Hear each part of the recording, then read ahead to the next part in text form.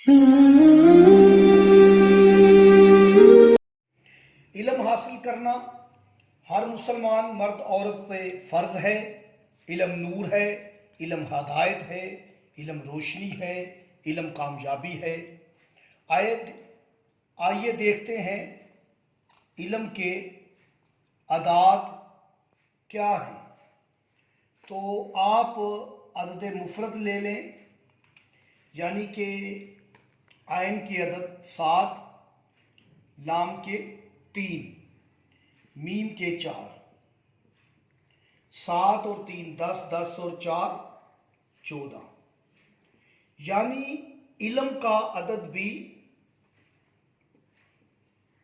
14 ہے۔ یہ اشارہ ہے 14 معصومی علیہ السلام کی طرف کہ 14 ائمہ ہدا کا علم حاصل کرنا، ان کی معرفت حاصل کرنا حقیقی علم ہے۔ یہ وہ علم ہے جو ہر مسلمان مرد عورت پر فرض ہے۔ اب علم آ گیا تو اب ہم نے عمل کرنا ہے۔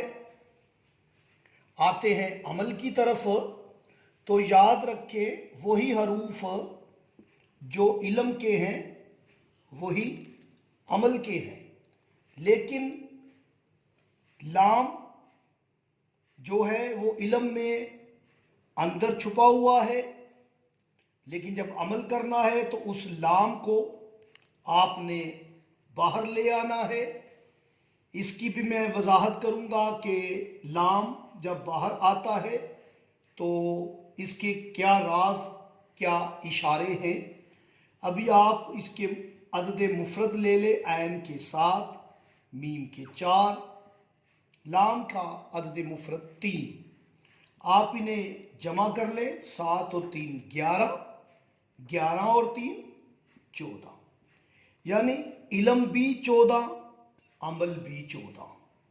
اگر آپ کے عمل میں 14 کی مودت ہوگی، اگر آپ اہل بیت رسول سے مودت جو کہ پیغمبر اعظم نے آپ سے رسالت کی اجرت مانگی کہ میں اپنی رسالت کی، تبلیغ رسالت کی کوئی جزا، کوئی اجرت نہیں مانگتا، مگر میری اہل بیت سے، میری اولاد سے، میرے قرابت داروں سے مودت کرو۔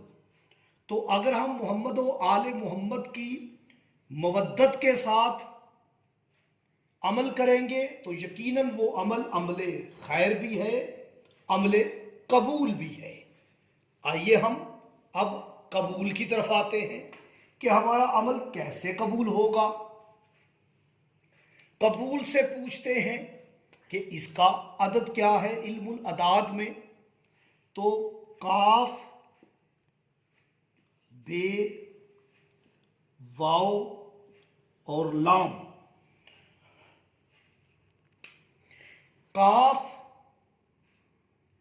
کا عدد مفرد 1 ہے، اور بے کا عدد 2 ہے، واو کے 6 ہیں، اور لام کا عدد مفرد 3 ہے، یعنی 1 جمع 2 3، 3 اور 6 9، 9 اور 3 12۔ آپ نے دیکھا کہ قبول کا عدد بھی 12 ہے۔ یہ 12 ائمہ علیہ السلام کی طرف اشارہ ہے، اور میرے اور آپ کے امام مہدی علیہ السلام کی طرف اشارہ ہے۔ اب دیکھیں عمل بھی 14، میرے امام زمانہ 14ویں معصوم ہے، علم کا عدد بھی 14 ہے، میرے اور آپ کے امام 14ویں معصوم ہیں، یعنی وقت کے امام کی معرفت حاصل کرے وہ علم ہے، اور پھر معرفت کے ساتھ امام زمانہ علیہ السلام کی معرفت کے ساتھ عمل کرے تو پھر عدد 12 ہے، یعنی 12ویں کے انتظار میں مولا کے ظہور کی دعا کے ساتھ عمل کریں، طلب کے ساتھ عمل کریں کہ میرے امام کا ظہور ہو جائے، تو آپ کا عمل قبول بھی ہے۔ قبول کا عدد 12 ہے۔ مجھے اجازت دیں، اللہ نگہبان۔